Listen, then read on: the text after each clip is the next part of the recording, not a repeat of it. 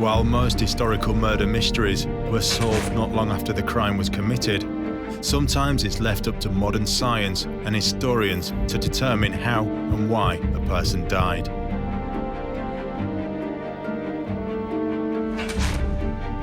In this series, we'll look at some of the great unsolved deaths of the past, bringing to life the many theories surrounding them and piecing together the evidence. Hundreds of years may have passed since these events took place, but with the help of forensics, criminologists, and specialist experts, we'll attempt to solve these medieval murder mysteries. According to the official line, he died in a drunken brawl. A perfectly acceptable story is that they were smothered. And so died King Edward II. Murder. And legend has it that Prince Arthur died of the shock of castration. It's a possibility, but on the other hand, it's a most unreliable way of killing somebody. April 1203. In the Normandy city of Ruan, Arthur, Duke of Brittany, once first in line to the throne of England, is held captive on the orders of his uncle, King John. King John was a bad man. There's no doubt about it. He had people murdered. He was excommunicated by the Pope. As far as John was concerned, as long as Arthur was alive, he was a threat to his reign. To this day, his fate remains a mystery. Arthur's body was never found. We don't know what happened to Arthur's body. There's some suggestion that it was found by a fisherman floating in the River Seine, recognized, taken away, and buried in secret. But actually, we don't know what happened to Arthur's body, and nobody was telling. Some believe he was assassinated by William de Briosa, the king's notorious right-hand man. He made his mark by being less than squeamish when it came to carrying out the will of these Angevin kings. One didn't rise to the top in the way that William de Briosa did without standing on a lot of people. While others think he was killed in a horrific act of cruelty. He was kept in Falaise Castle under the custodianship of Hubert de Burgh. And because of his claim on the throne, King John ordered that Hubert de Burgh have Arthur blinded and castrated. And there are those who say that he was killed by the king himself. There are later tales told by people who were actually involved in the disappearance of Arthur of Brittany, tales which suggest that John, in a fit of madness, a fit of anger, actually decided to do away with Arthur in a drunken rage. Just what did happen to Arthur, Duke of Brittany?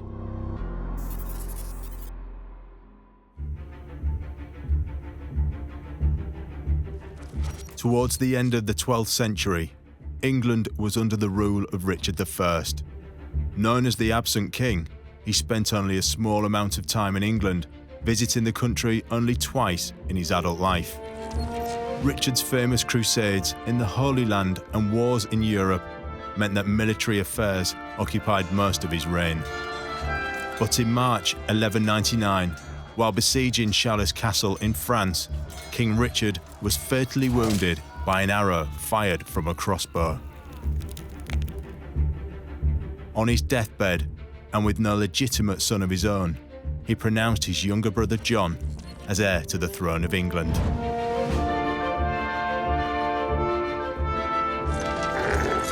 Other than blood ties, John had little in common with his brother Richard. He was a deeply flawed character who was prone to cruelty and violence. King John was a bad man. There's no doubt about it. He had people murdered. He was excommunicated by the Pope. He had 22 Welsh boys hanged from the ramparts of Nottingham Castle. But even though Richard had declared John as his successor, his brother was not the only person with a claim to the throne of England. If history had gone differently, then there's no doubt that Arthur would have been, should have been, King of England. Arthur, Duke of Brittany, was the heir to the English throne. He was second in line to the throne. His grandfather was Henry II. His uncle was Richard Lionheart, and his other uncle was King John, and therein lay all the problem. Arthur's claim to the throne was arguably stronger than John's. By rights, the crown should have gone to John's older brother Geoffrey, who was Arthur's father. But Geoffrey had died before Arthur was born, meaning the crown should have passed to his son. Geoffrey was the third son of Henry II and Eleanor of Aquitaine. He had died in 1186 in a tournament accident in Paris. Geoffrey's wife was pregnant with Arthur, and Arthur was born the following spring, so the spring of 1187. Richard died 13 years after his younger brother Geoffrey.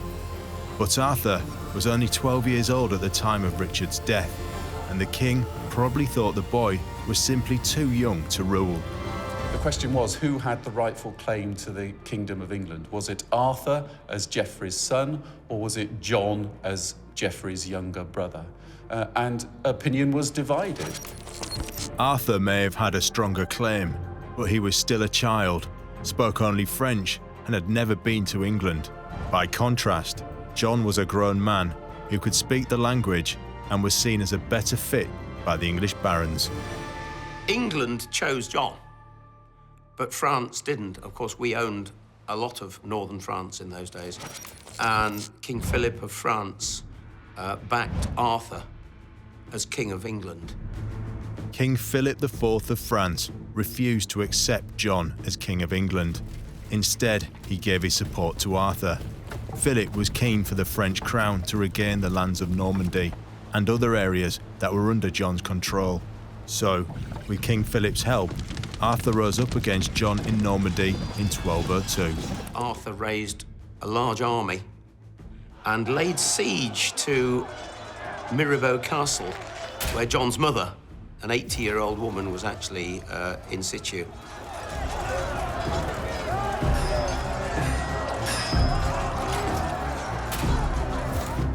She sent a message to John, who was in France at the time, and he covered 80 miles from Le Mans to Mirabeau in 48 hours, took Arthur's army by surprise, and Arthur was captured. So on the 1st of August, 1202, Arthur was captured by John outside the castle of Mirabeau. And that brought him very much under John's control. He was kept in Falaise Castle under the custodianship of Hubert de Burgh. And because of his claim on the throne, King John ordered that Hubert de Burgh have Arthur blinded and castrated, so he could be of no use and could beget no children, of course.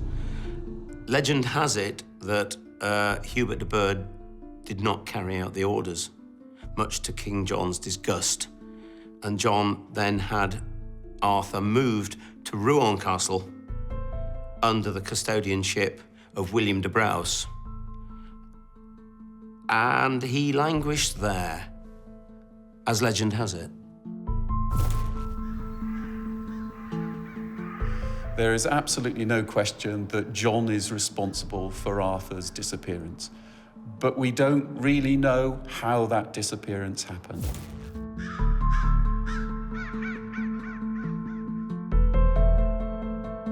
It seems unlikely that he just vanished into thin air. But what exactly did happen to Arthur has been the subject of speculation and rumour for hundreds of years. Even by medieval standards, one theory surrounding his disappearance stands alone for its brutality.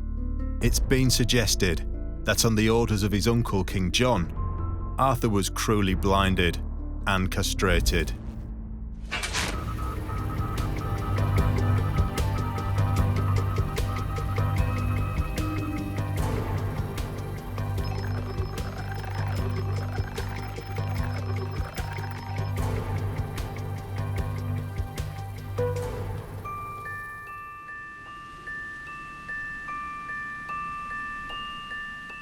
Author and historian Richard Felix recounts the gruesome tale that supposedly took place at Falaise Castle in Normandy.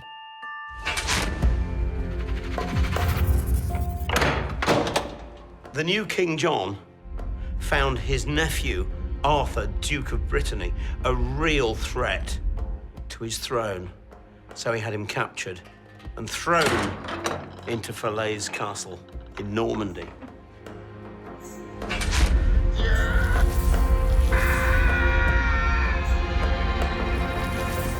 Arthur had a much better claim to the throne of England than his uncle, King John. And so John realized that while he was still alive and while he could produce children, that he was a hell of a threat to John's crown. And so John ordered his jailer, Hubert de Burgh, not to kill him, not just to leave him in prison,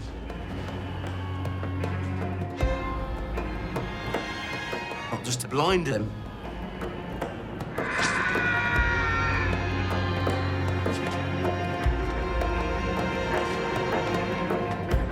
but to have him castrated.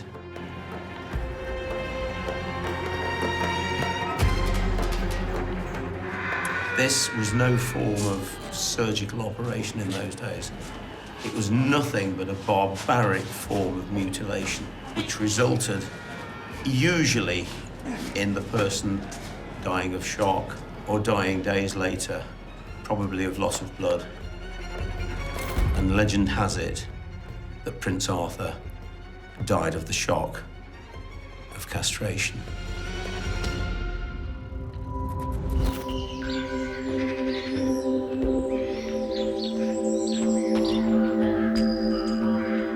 Could Arthur have been blinded, castrated, and left to die on the orders of King John? It's a shocking story if true. But what would a modern pathologist, barrister, and forensic psychologist make of this claim? Professor Michael Green is a former Home Office pathologist with a career spanning over 40 years. He specialises in determining the cause of death at crime scenes. An awful lot of people were castrated, and until quite recently have been castrated. There are societies who value eunuchs. Castration shouldn't be all that much bleeding, but of course always the risk of infection. The eye, they used to literally poke the eyes out. They used to use a dagger. If you are digging a knife into the orbit, you are possibly going to go in too far through a thin bit of skull and damage the blood vessels on the base of the brain. Also, before they invented penicillin, this part of your face was the so-called triangle of danger. Any infection that got into your eyelids or a pimple on your nose, if it became infected with any of the common germs like the staphylococcus, the MRSA type thing, which gives you the yellow pus in a pimple, once this got into the so-called sphenoid sinus at the back of the eye and supplying the front part of the brain, you could get meningitis and die within 2 or 3 days. So the immediate effects of castration and of blinding, an awful lot of people survived them, but in those days with a dirty knife, infection following blinding, I would think, was well on the cards. Infection following castration, even if you struck off the genitals completely, less likely, but a possibility.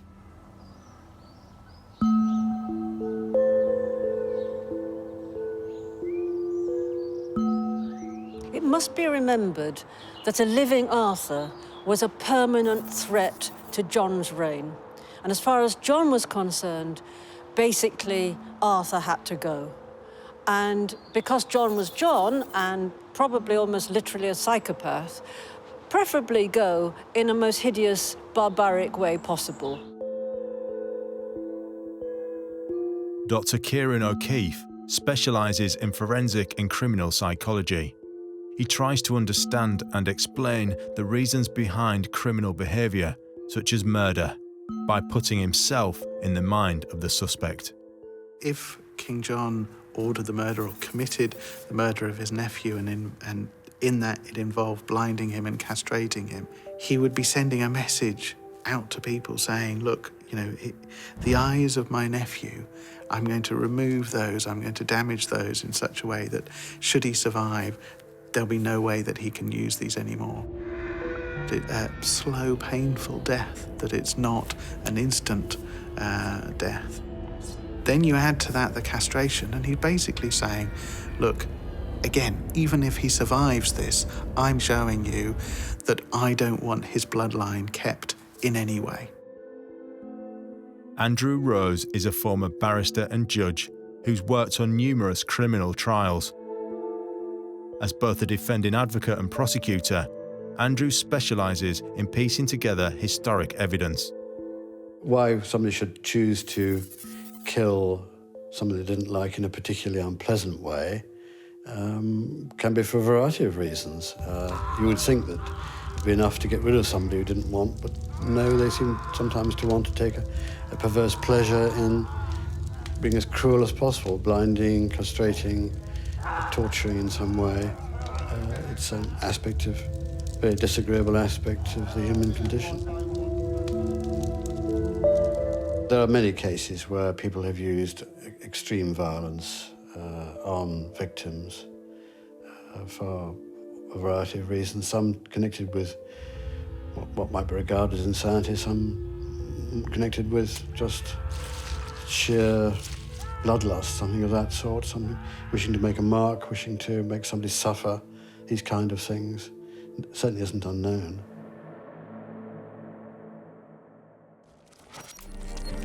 King John certainly had motive to want Arthur out of the picture, and it seems possible that if Arthur was blinded and castrated, he could have died from his injuries.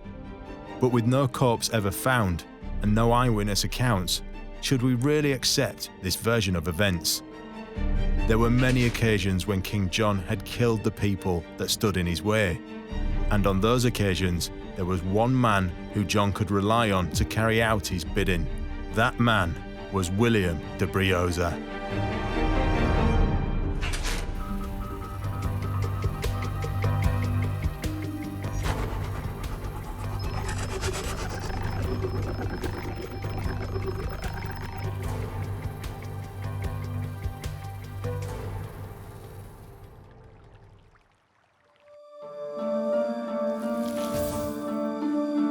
Stephen Church is a biographer of King John and a professor in medieval history. He believes that William de Briosa, John's right-hand man, was almost certainly involved in Arthur's murder. There's no doubt at all that William de Briosa was one of the hard men of the regime. He was an adherent of Richard the Lionheart, very much trusted by Richard the Lionheart. He was a friend of John's whilst Richard was still alive. We're told that he had a role to play in making sure that John succeeded to England and to Normandy. William de Briosa was greatly favoured and trusted by King John. He'd fought many battles on the king's behalf, and his ruthlessness and appetite for violence gained him a fearsome reputation. William de Briosa was very handsomely rewarded by John. William de Briosa was in John's company throughout 1201, 1202, 1203. Wherever we see John, we see William de Briosa. So he's a really good source for what is likely to have happened to Arthur. It is said that King John imprisoned Arthur at Ruan Castle in Normandy, an area that at the time was controlled by the English crown. He kept him under the watchful eye of de Briosa, but Arthur was never heard from again. We've got the senior people in John's administration who are actually there at Ruan at the point that the decision is made to get rid of Arthur.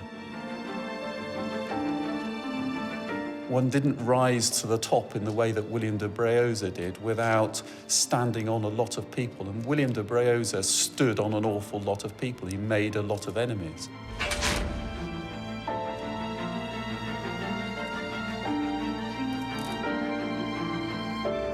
William de Briosa was no stranger to killing royalty. He was given the name the Ogre of Abergavenny for his part in the murder of 3 Welsh princes in 1175. This has led many to believe that Arthur suffered the same fate.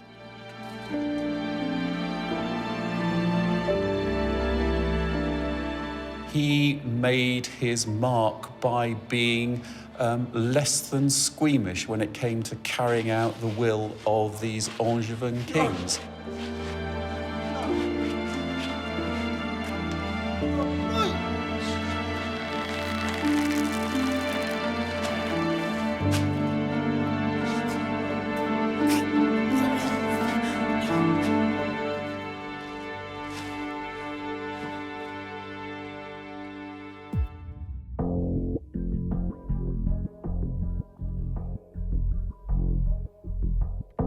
De Briosa had been known to use hanging and strangulation as means of dispatching his prisoners. Could he have used this method to kill Arthur? Death by strangulation is one of the biggest problems, I think, that a forensic pathologist has to face. Classically, if it's manual strangulation with the hands, you'll get fingertip bruises, you'll almost certainly get fingernail marks, even if the strangler has got short, well-trimmed fingernails, and you will get the little hemorrhages around the eyes, so-called petechiae, a generally congested face, and so on. That's if it takes about 2 to 3 hours to die. But in a significant minority of compressions of the neck, there is some very important nerves run down inside the neck called the vagus nerves. And if you tickle those up, the heart can stop at any minute. And this is called vagal inhibition. And there have been numerous cases described over the years where there's been a struggle outside a pub and the bloke's neck has been grabbed to restrain him, more or less. And to the surprise of the chap grabbing the neck, the grabby goes limp and buckles at the knees and is very dead. So you can get very rapid death from strangulation with no external signs at all. When you come to do a post-mortem examination, in these cases of vagal inhibition, you find almost certainly little hemorrhages on the sheath covering the vagus nerve, which is enough to give you a clue as to what's happened. So there are a range of means of dying after you've had your neck compressed. Some of them will be obvious externally. Some of them will be obvious only after a very careful, detailed dissection of the neck by a very skilled dissector of necks.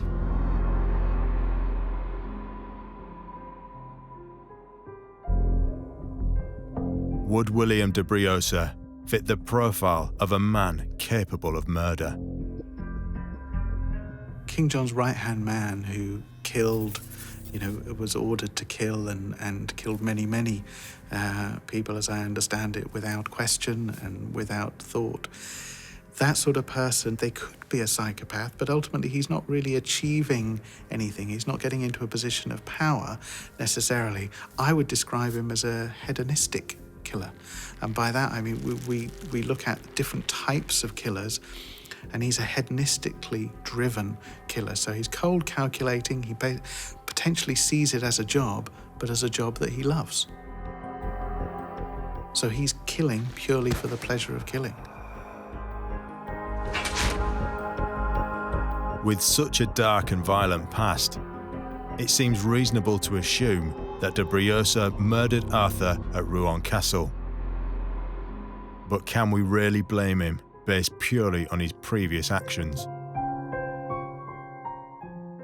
If somebody's suspected of crime, of course, the police authorities will want to look at their background, and if they've got form for assaults, battery, all sorts of things of that sort, that will be something which would add to a feeling that they may be guilty of the particular offence.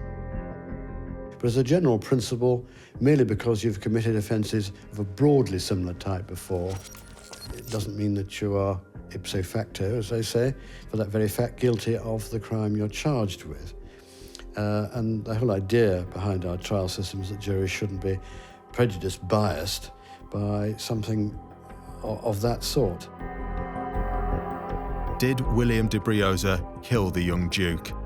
He certainly seemed to have no problem committing acts of violence, but with no solid proof of de Briosa's involvement in Arthur's disappearance, we're unable to come to a conclusive decision.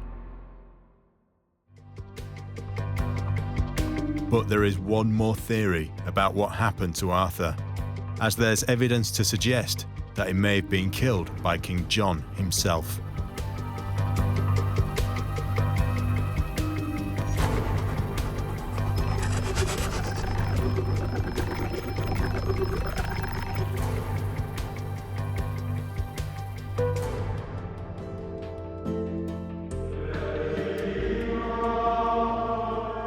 The Annals of Margam were written accounts kept by the monks of Margam Abbey in Wales during the 13th century. In the Annals, the monks recorded the important events of the time. In one entry, they wrote about the disappearance of Arthur, and they claim that Arthur was murdered by King John. John's mother, Eleanor of Aquitaine, the 80-year-old, told John that it was time that he actually settled the score with Arthur, and they met in Ruan. John, being his usual nasty self, was drunk, and the meeting did not go well. And the story is that King John murdered Arthur with his own hands and threw his body into the River Seine. You traitor! Think you can raise an army against me, do you? I don't think so, boy! Never again!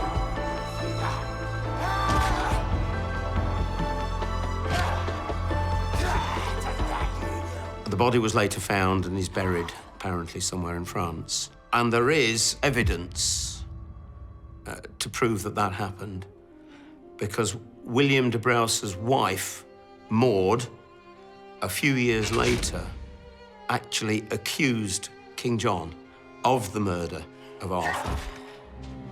And the only way she would have known that was because she was obviously at Ruan Castle with her husband at the time.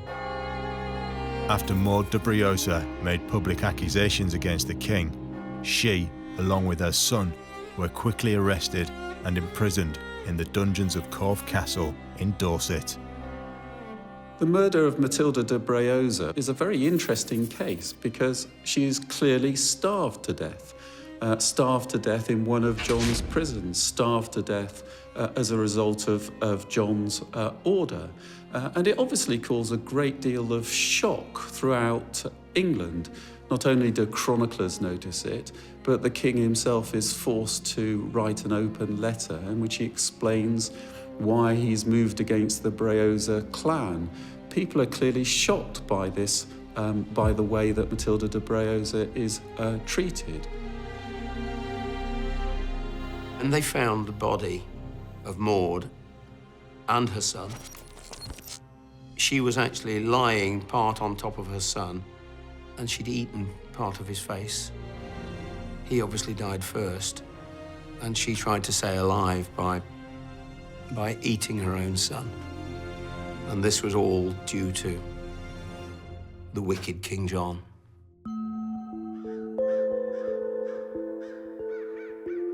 A cruel and terrible end for a mother and her child.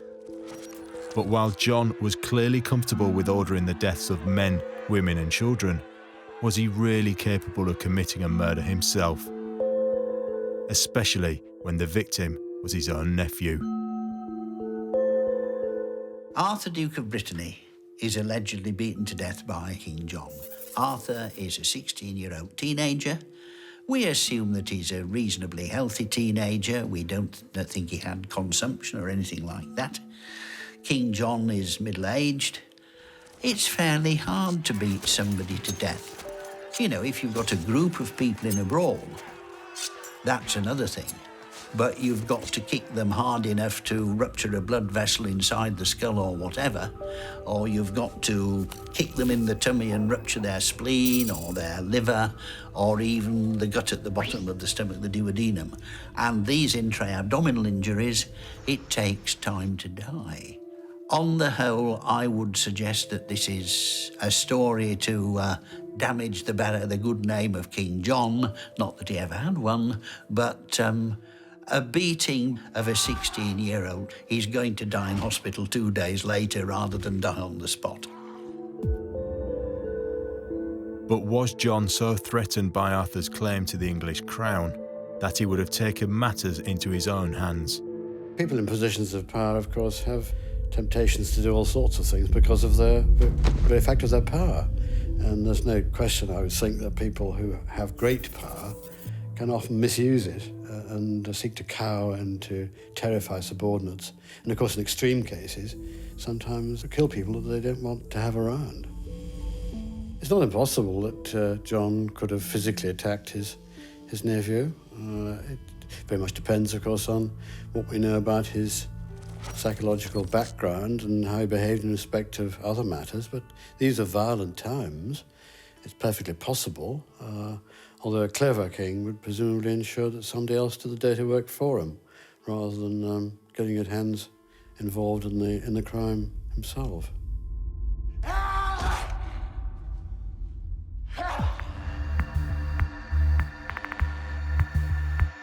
But does John fit the profile of someone capable of committing murder?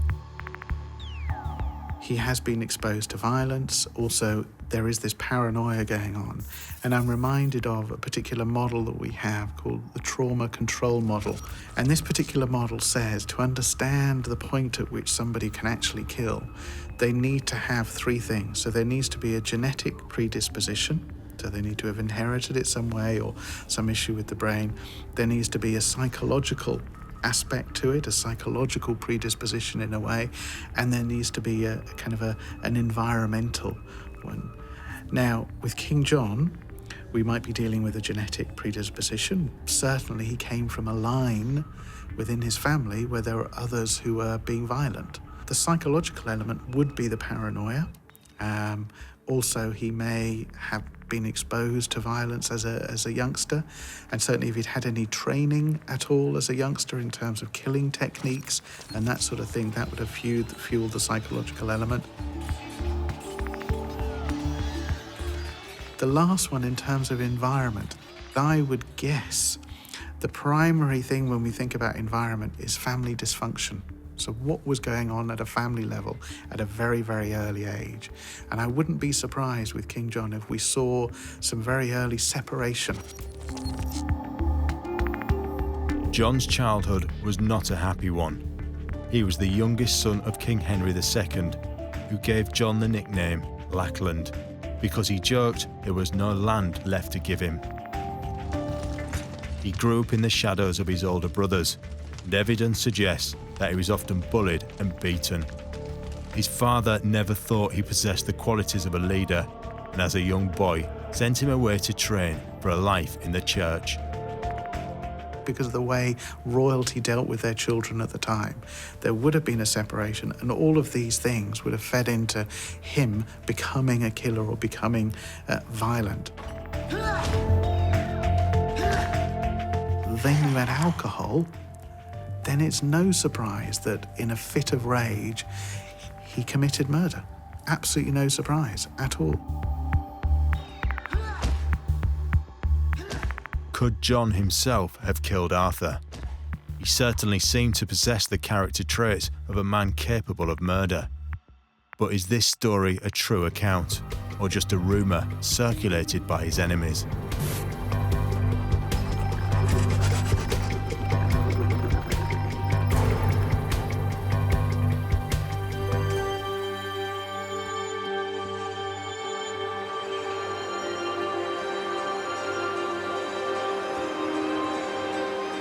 All experts agree that Arthur did not simply vanish into thin air. and was almost certainly a victim of foul play. But how he died and under what circumstances has been debated for hundreds of years. Did he die from his injuries after being blinded and castrated, as some people think? Could he have been killed by John's right-hand man, William de Briosa, as punishment for trying to claim the English crown?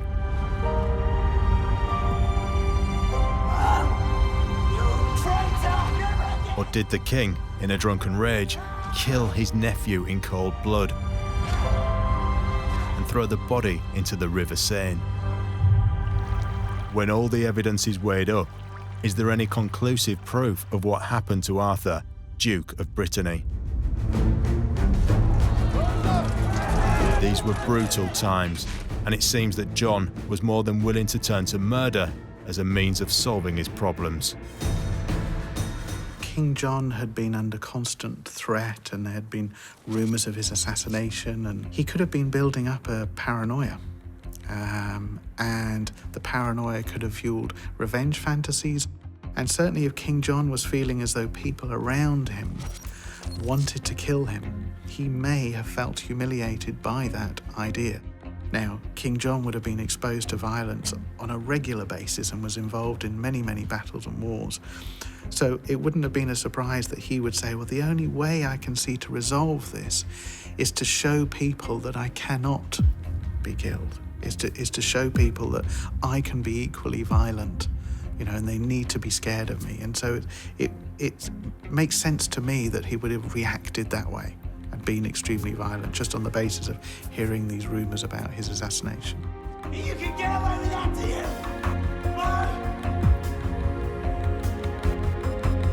William de Briosa was a man with a dark past and a hunger for violence. There seems to be little doubt that he was involved in Arthur's disappearance. But did he carry out the killing himself? There is no doubt that William de Briosa played his part in Arthur's death. Whether he actually wielded the knife himself or threw Arthur into the Seine himself, I doubt. These sorts of things tend to be done by lesser individuals. But he was certainly one of the group of men who made the decision, made the political decision to get rid of Arthur of Brittany. If King John was involved in Arthur's disappearance, could he have been brought to justice?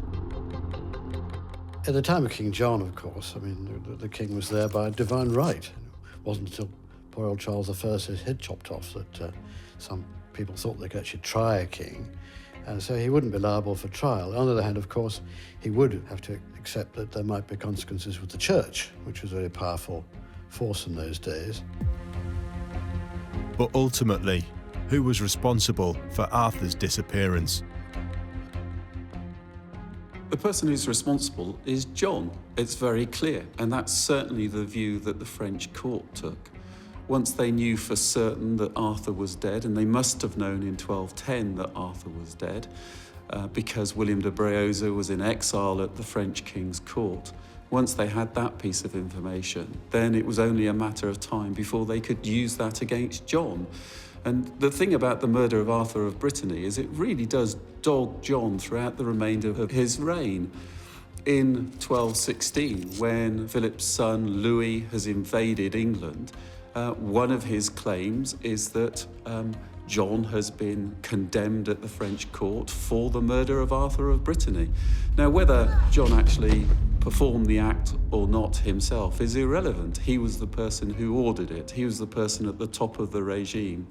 And like any modern war criminal, he has to take responsibility for any act that's done under his name. So there's no doubt at all that John is the guilty person.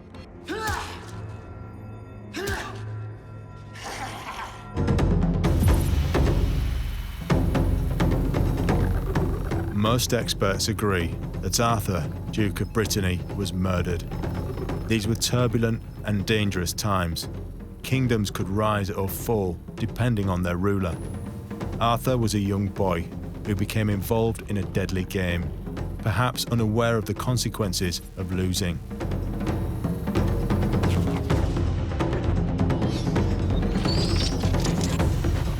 It's a gruesome tale, But experts tend to agree that while Arthur could have died from being blinded and castrated, it seems to be an unnecessarily complicated form of punishment, especially when there were simpler ways of making people disappear.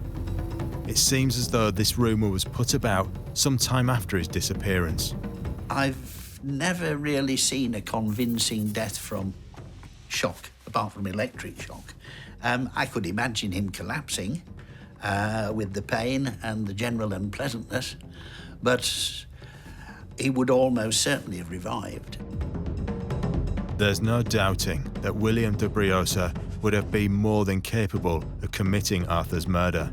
He had been involved in many killings in the past, but there's no real evidence to support the theory that de Briosa committed the act himself. The consensus is that he probably did at least know what happened to Arthur and may have somehow been involved in organising his disappearance. Did William de Briosa actually do the act? We can't say.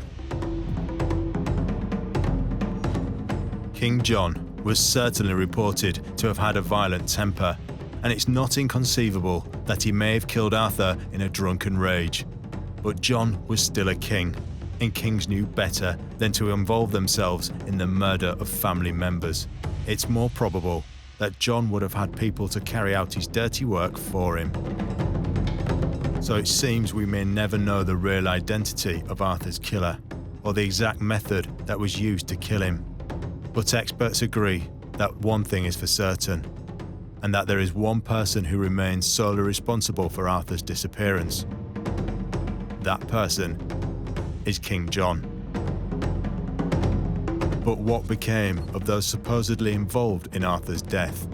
Soon afterwards, William de Briosa fell from the king's favour. No one knows the exact reason, but John had cited that he was owed money by de Briosa and ordered that he be hunted down and his estate seized. De Briosa fled to France, where he died in exile a year later. This was a turning point of John's reign.